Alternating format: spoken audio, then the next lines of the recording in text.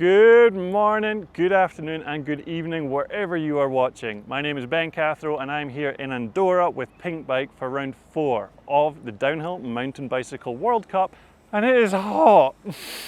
It might be the sunstroke, but I can't believe we haven't even reached the midpoint of the season with 5 races still to go and everything still to play for. My job today is to give you all the information about the riders, the track, before the race this Saturday, so you can go in with all the inside info. We'll also do a bit of comparative ghosting to see who's lighting things up in practice. The track here in Andorra is mostly unchanged from the previous year. They have thankfully changed one thing, and that's the terrible sketch fest of a bridge that went over the road behind me and into that parking area. Had squirrely rubber ski mats and it claimed some riders last year. The track is now finishing on this side of the road, which is not only safer, but it also frees up more space for the pits, which was a huge issue last year. But it looks like standard teams and privateers are still literally miles away from the track, and we'll have to pray they don't have any major mechanicals and have to suffer the 20-minute bike carry in the sun back to their pits. The weather has already had big impacts, with a major thunderstorm hitting the mountain on the afternoon of track walk. There were literal rivers running down the trail and massive rain ruts left on trail after the storm. Surprisingly though, it's already dry up there the day after the storm. It'd be muddy for the next week if it did that back home in Scotland. We've got a bit of altitude up here with the Andorran track starting at 2,364 metres and a track length of about 1.8 kilometres, so look for those with good lung capacity and efficient air-to-blood oxygen systems to perform well. Optimum dust filtration wouldn't go amiss either. Unfortunately, these performance metrics are not public knowledge, so that information, while interesting, is nearly entirely useless. We'll continue with that theme by diving into the rest of the video. It's been a while since the last round of the World Cup series in Italy, but we have had plenty of regional races, continental championships, and oh yeah, the World Championships in Fort William. We'll get to see Gee Atherton, Vallnord, Henry Kiefer and Eris van Leuven rocking the 2023 World Champs jersey for the first time at this round. It feels like a long time since we've seen Aaron Gwyn battling for the podium after he picked up that nasty arm break at round 1. In his most recent public update, he has stated he's on the road to recovery and will be in Andorra, but it's not sure when he'll actually be back to racing. It's looking like it'll be the final 2 rounds if we're lucky. Talking of old champions finding their way back to the top, could this be the round Greg Minnaar figures things out and gets back onto that podium? He does live here during the season, so will be familiar with the track, the terrain and the altitude. He's been threatening with some fast splits this year, so keep an eye out for the old dog. Ciel van der Velden, riding for Commencal Process, will not be racing due to injury at the European Champs last week. She's broken her collarbone and will be out until the final rounds at the end of the year. This weekend we have the surprise return of Gee Atherton to the World Cup slopes. It's been a long time since we saw him last racing at a World Cup, but I'm guessing he saw how well his bike did at World Champs and got some serious FOMO for the big races. It's not confirmed he'll actually race, but he is practicing and getting a feel for things again. We are also excited to see Jackson Goldston is back on the downhill bike in Andorra and will give it a good go this weekend. He had some forced downtime due to an appendix removal and there were some complications with the surgery. He scored the fastest time of the day last time we raced here and could still get a decent result despite not being 100%. That's enough for the riders. Let's get up the hill with Trackside Ben and see what's really testing the riders this week. Thank you, Outside Ben. In front of me we have some lovely GoPro footage from our team rider Thibaut Lally. He was on a mission today and he's tackling this tricky middle rock section. It's pretty much the only multi-line choice bit on the track, but it's a really hard one and it's changing and it's moving and the lines are shifting and there's a lot of loose rocks in it. It's very interesting. So let us dive in. So there's 2 lines right at the start of this. So let's fire up the old scribble machine and see if I can draw some wiggly lines. So this is the original line, just all the way around the outside, down into that next section.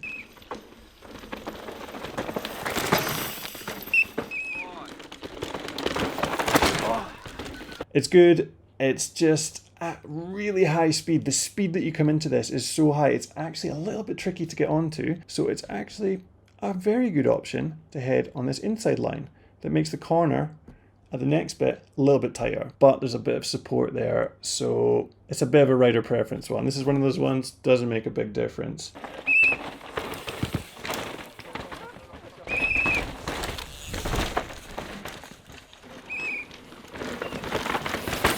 So come around the corner and stop. And now this is where things get really interesting. Now I'm going to draw your eyes to something I find incredibly interesting. It's one of the things that you just don't notice until someone points it out to you. This guy with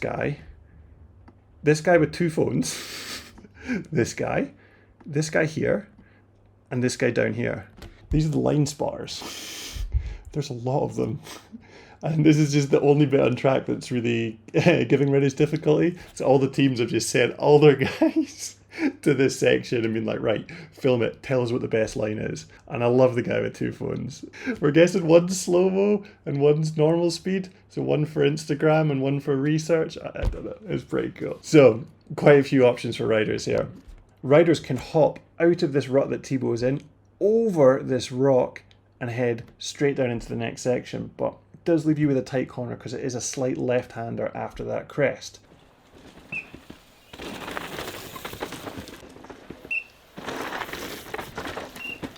The main line and the way people started off is going down here, left of that patch of rocks, and down into the next bit.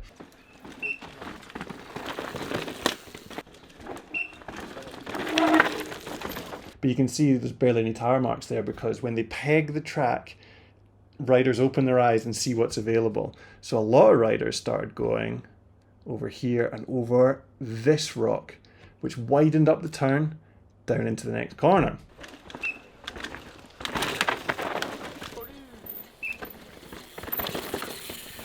But you can see they've gone even further with it. So riders are really digging their tires in, getting right out to the edge of the track, really using everything that's available. You can see one of the course markers has even been folded down by riders riding over it. And that gives them the biggest, most clean arc turn into that next section. And from here, it looks like a big detour.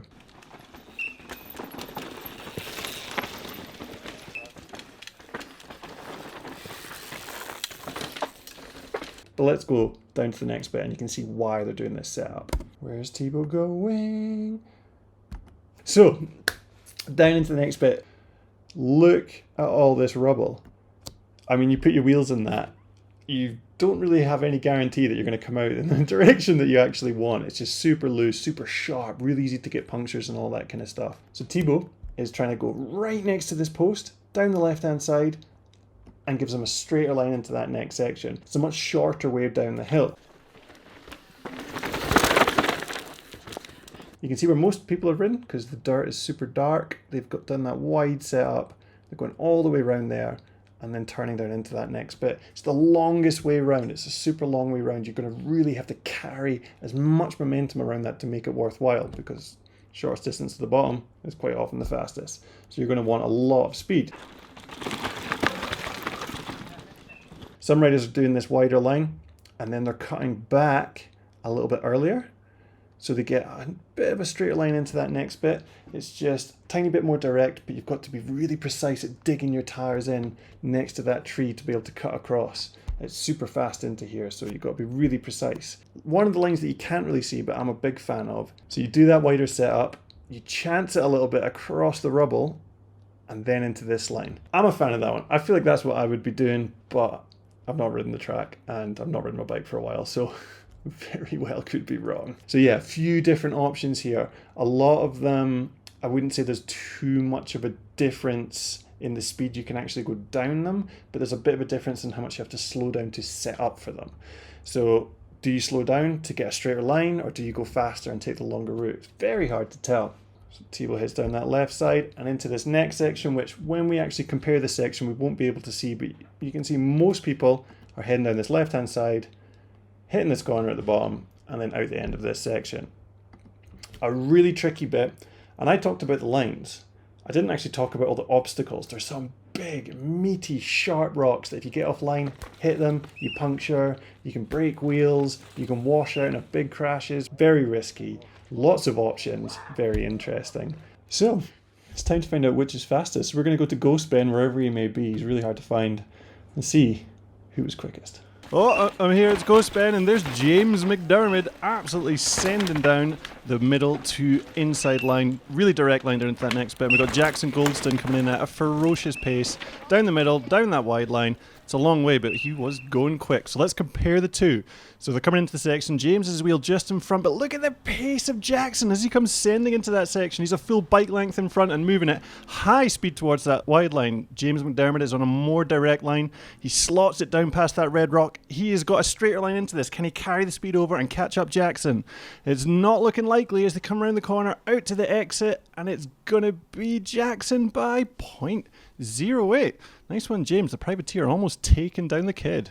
And now we got the champ, world champ, Charlie Hatton. He comes straight over that rock on the left and then round the outside down into that next section. But Finn Isles is going at a furious pace. So he takes a slightly more smooth line into that wide berm in the middle of that section. So let's go. Here's Charlie on the inside line. He gets kicked by that rock. It sends him up into the air, and Finn capitalizes and accelerates down into that middle line. He is pulling bike lengths on Charlie Hatton. The world champ has got nothing for him right now, but look, they filter into the same line. Finn has to do a tighter turn. Can Charlie carry more speed? It's not looking likely. Look at this. Finn Isles is going to take it by a huge 0.51, half a second on this small section. Now we got Canadian Mark Wallace round that fully outside line, which is new this year, and then he goes directly down into that next section on that prototype Narco. And now we've got Thibaut Deprella. Look at the speed. He goes over the drop, round the wide line. A lot of riders are favouring that outside line because of the speed you can carry in. But let's see.